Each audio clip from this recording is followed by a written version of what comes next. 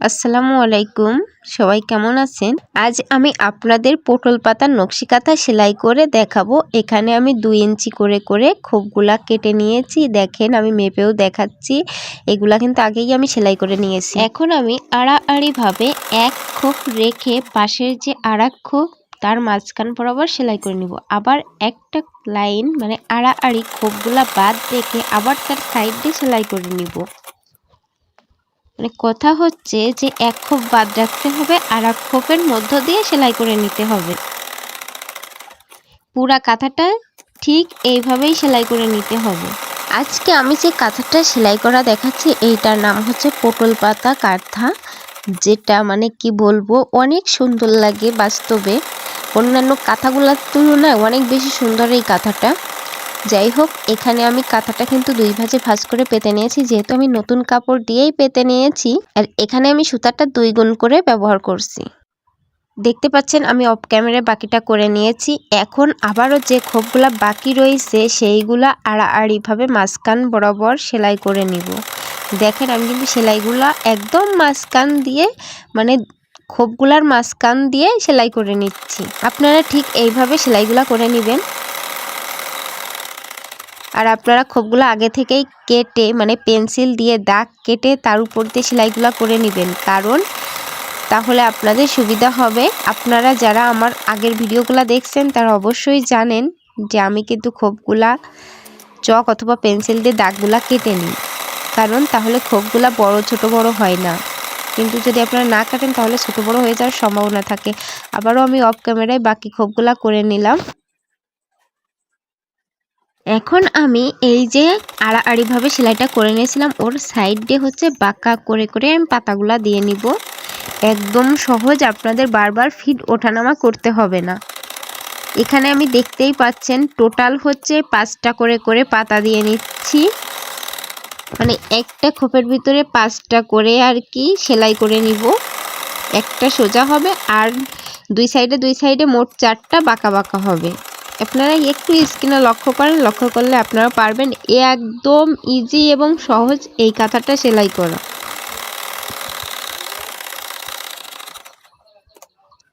আপনারাও ঠিক এইভাবে একটু বাঁকা করে সেলাইগুলা করে নেবেন। শুধু আপনারা কাঁথাটা একটু ঘোরাবেন, ঘোরালেই হয়ে যাবে। মেশিন চলবে, শুধু কাঁথা ঘোরাবেন। এখন আড়াআড়িভাবে যতগুলা দাগ রয়েছে সবগুলা দাগের সাইড দিয়ে আমি সেলাইগুলা করে নিব। দেখেন বাঁকা করে ঘুরিয়ে আমি সেলাইটা করে নিচ্ছি। আমি যেভাবে ঘোরাচ্ছি এর থেকে আরও একটু বাঁকা করে আপনারা চাইলে ঘোরাতে পারেন, সেক্ষেত্রেও কাঁথাগুলো সুন্দর লাগবে। আর আজকের এই কাঁথাটাতে আমি হচ্ছে মনে হয় সম্ভবত এই সুতাটাকে জোনাকি সুতা বলে, যাই হোক সেই জোনাকি সুতাই ব্যবহার করেছি। আপনারা চাইলে সাদা সুতা ব্যবহার করতে পারেন, সাদা সুতায়ও কিন্তু অনেক সুন্দর লাগে কাঁথাটা।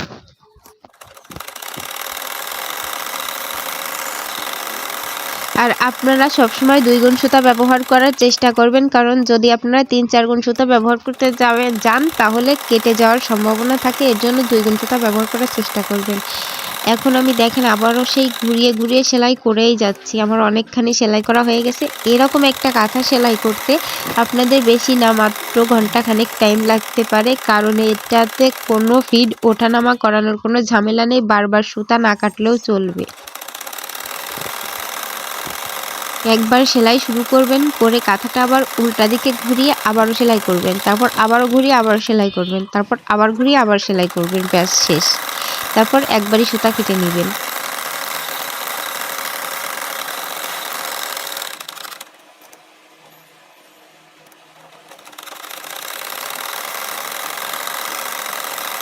একটা কথা বলতে ভুলেই গেছি, আমার এই ছোট্ট ইউটিউব চ্যানেলটি যদি সাবস্ক্রাইব করে না থাকেন অবশ্যই সাবস্ক্রাইব করবেন এবং পাশে অল বাটনে ক্লিক করবেন, যাতে সবার আগে আমার ভিডিওগুলো আপনার কাছে পৌঁছে যায়। আর লাইক কমেন্ট করতে তো ভুলবেনই না। তারপর যদি কোথাও বুঝতে সমস্যা হয় তাহলে অবশ্যই আমাকে কমেন্ট করে জানাবেন যে এখানে বুঝতে আপনাদের সমস্যা হচ্ছে।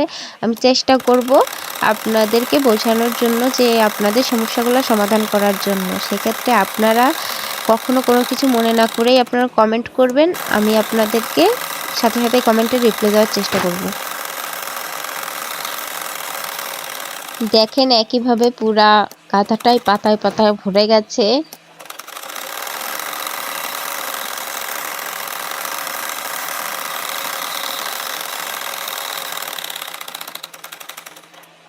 এখন আমি অফ ক্যামেরায় বাকিটা করে নিব। দেখেন আমি কিন্তু আড়াআড়িভাবে সবগুলা পটল পাতা করে নিয়েছি। এখন আবারও কিন্তু হচ্ছে যে আড়াআড়ি সেলাইগুলা বাকি রয়েছে সবগুলাই খুপে কিন্তু পটল পাতা দিয়ে নিব ঘুরিয়ে ঘুরিয়ে। আমি আবারও বলছি, একটা পাতায় কিন্তু টোটাল হচ্ছে 5টা সেলাই হবে। দেখেন আবারও আমি বাঁকা করে করে সেলাইগুলা করে নিচ্ছি। আমার সুতাটা হচ্ছে জোনাকি কালার, যার জন্য হচ্ছে ক্যামেরাতে একটু কেমন কেমন লাগতেছে। যাই হোক আপনারা একটু বুঝে নেবেন। মানে কেমন যেন চোখ গুলিয়ে যাওয়ার মতো অবস্থা আর কি। কারণ আসলে ফোনের থেকে আমার কাঁথাটা মানে বাস্তবে এত সুন্দর লাগতেছিল, বিশ্বাস না হয় আপনারা একটাবার করে দেখতে পারেন। কাঁথাটা অনেক অনেক সুন্দর লাগবে। কিন্তু অন্যান্য হচ্ছে কাঁথাগুলো তো একটু হলেও কঠিন বা একটু হচ্ছে ফিড ওঠায় ঘুরিয়ে ঘুরিয়ে সেলাই করা লাগে। এইটাতে কিন্তু কি বলবো, একদম ঝামেলা ছাড়া একবারই অল্প কষ্ট, বেশি কষ্ট না, এবং খুব দ্রুত কাঁথাটা সেলাই করা যায়।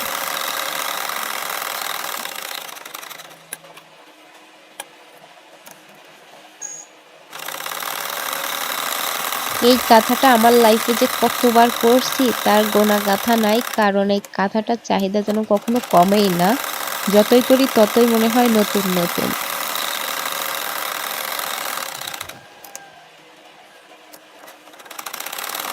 আপনারা যদি এরকম সেম ডিজাইনের বড় কাঁথা করেন তাহলে আরো অনেক অনেক বেশি সুন্দর লাগবে। আপনারা চাইলে এরকম বড় কাঁথা করতে পারেন, কিন্তু সেক্ষেত্রে নতুন কাপড় কিনে তারপরে করতে হবে। কারণ এই কাঁথা সেলাইগুলা হচ্ছে পুরাতন কাপড়ে করতে গেলে কেমন যেন দলা দলা হয়ে যায়, খুব একটা ভালো হয় না।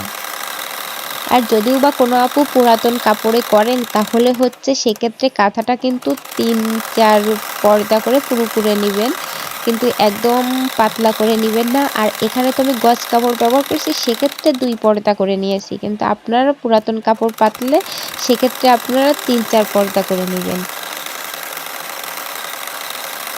দেখেন একইভাবে আমি ঘুরিয়ে ঘুরিয়ে সেলাইটা করে নিচ্ছি। আর একটা কথা ভুলেই গেছি, আপনারা কেমন ধরনের ভিডিও দেখতে পছন্দ করেন অবশ্যই আমাকে কমেন্টের মাধ্যমে জানাতে পারেন, তাহলে আমি চেষ্টা করব সেই সকল ভিডিওগুলা আপলোড দেওয়ার জন্য। এখন আমি অফ ক্যামেরায় বাকিটা করে নিলাম, আর বেশি দেখালাম না। দেখেন আমার কাঁথাটার ফাইনাল লুক কেমন লাগছে আপনারা কমেন্ট করে জানাবেন। সবাই ভালো থাকবেন, সুস্থ থাকবেন, আল্লাহ হাফেজ।